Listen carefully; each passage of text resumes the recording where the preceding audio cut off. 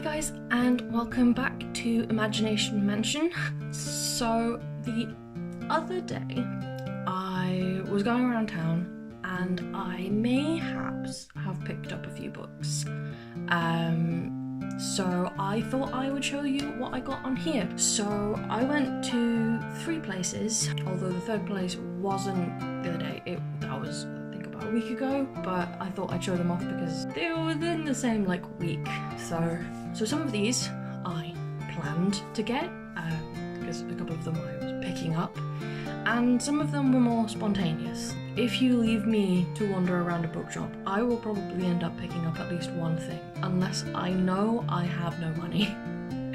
I usually end up picking up something. So the first place I went to was Waterstones, and from there, in one of the books I intended to get, was this one, which is Babel by R.F. Kuang. And I actually picked this up because I hadn't known what it was about. Obviously I'd seen it around and I knew it was kind of popular, but I was actually watching a video by Christiane Jones, I think, and she did a reading vlog where she obviously didn't read out what was happening, but just from the little snippets and from the little opinions she gave, it kind of sounded like something that would be right up my alley. It's Oxford University's prestigious Royal Institute of Translation, the tower from which all the power of the empire flows. So I thought that sounded very interesting, so I picked that one up. Next up is The Hobbit by J.R.R. Tolkien. Oh, a classic, obviously, but I actually didn't read it until the other week, hilariously, when I ended up picking up a copy secondhand from a charity shop. So this is this is the Collins Modern Classics version, but I basically read it once, loved it, which is why I bought myself another one, but the middle part just started falling out, and so I was like, okay, I need to get myself a new copy if I want to reread this, which I do. That is the origin story of this one. So those two were the planned purchases. Like I said, I'd been recommended, sort of offhandedly recommended that one, and I wanted a clean copy of The Hobbit. One of the ones which I hadn't intended to get was this one, which is The Secret History of Donna Tartt. A lot of you probably know this book. I've been scared to read it for so long because it's such a popular book and because it's such a well-loved book, especially with the dark academia climate. I was scared that I wouldn't like it, and so I was scared that if I didn't like it and I just happened to say that offhand, or I couldn't show, I couldn't hide my discontent or something like that, that I'd get shamed by everyone. And that's actually put me, scared me off quite a few books, including The Hobbit actually, which was the reason, because it's such a beloved book, I was like, oh god, I can't read this just in case I hate it and people hate me for hating it.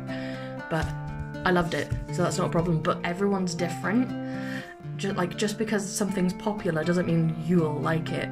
But fear is irrational, and also if other people do have a problem with what you're reading and how you feel about it, that's their problem, not yours. So trying to remember that. Next up is the Terry Pratchett, The Colour of Magic, so I've read Terry Pratchett before, but the books by Terry Pratchett that I've read were We Free Men and A Hatful of Sky, and I think they were from the school library, but I wanted to actually get into his more, I don't want to say grown-up books, because I don't think they're particularly, horrific, but they're in, the adult section. And I thought a good place to start was the beginning. So this is the first of his Discworld novels. Yeah, Discworld series, book 1. So I got that one.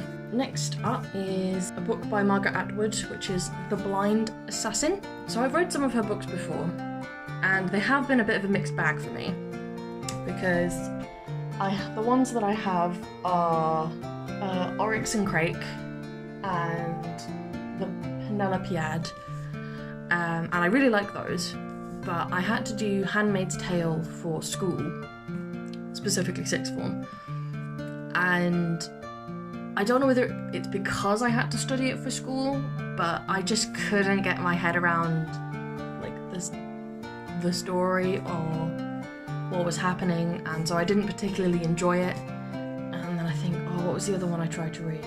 Cat's Eye, I think I tried to read as well, and didn't enjoy it as much.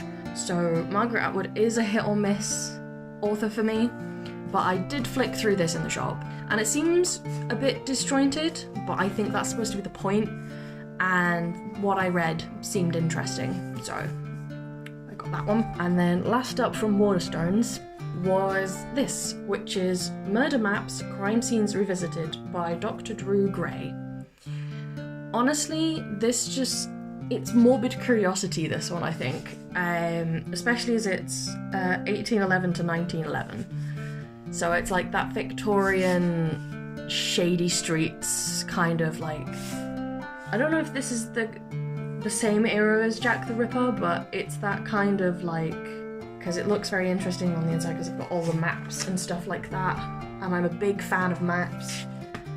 So yeah, it was honestly just morbid curiosity that got me to pick this one up. So the next place that I went was The Works. I got less books from there, you'll be glad to hear.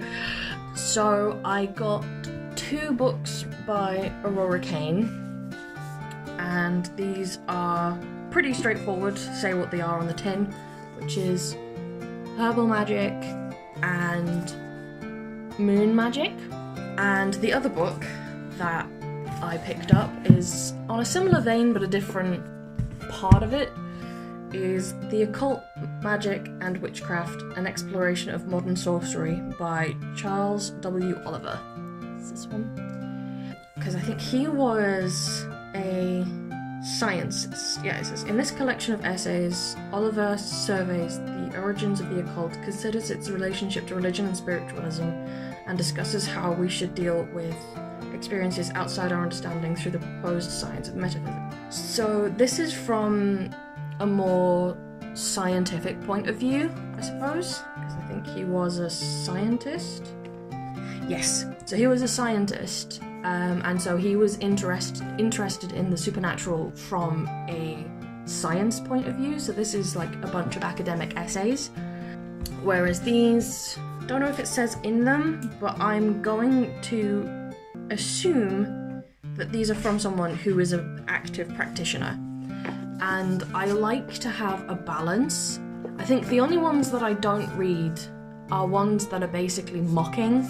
So basically people, either practitioners that tell you like this is what you must do, everything else is wrong, because that's just dangerous on several levels.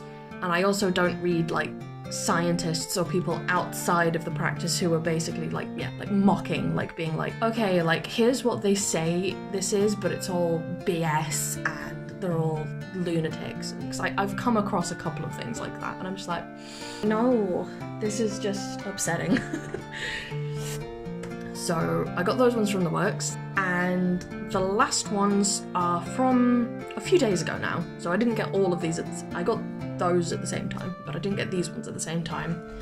And these were from a charity shop in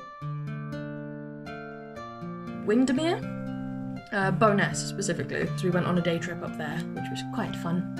And the books that I got were the one I was talking about before, which is Terry Pratchett, The Wee Free Men, because I read it in the library, so I haven't actually got a physical copy until now. So I'm now on a hunt for Hatful of Sky, and I think there's actually some more as well after that, which I didn't actually know about because I thought it was just a duo when I first read it, but apparently there's about 5 of them, so looking forward to rereading that. And then the next one is actually one that was recommended on the YouTube channel Darling Desi, and it is Dracula by Dacre Stoker and J.D. Barker.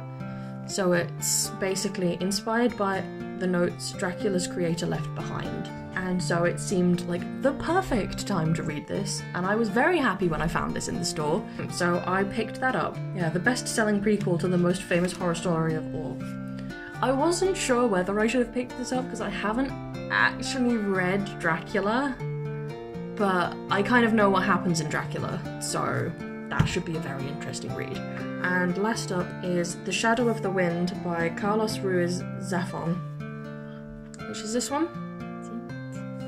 And this just found it very interesting, honestly, because it's the blurb is, hidden in the heart of the old city of Barcelona is the cemetery of forgotten books. Already had me at that point, not gonna lie. A labyrinth library of obscure and forgotten titles.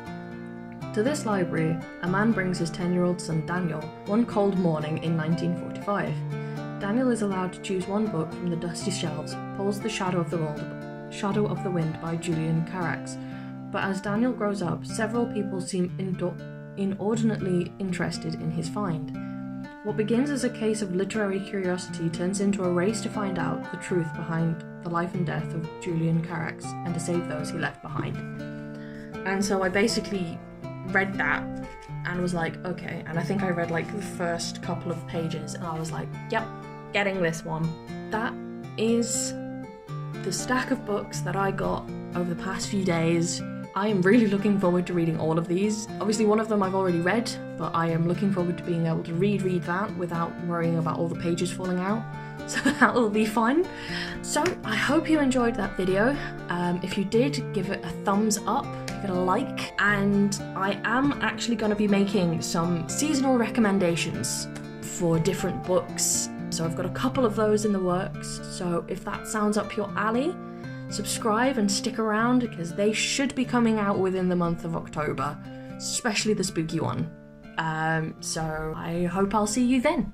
And until next time.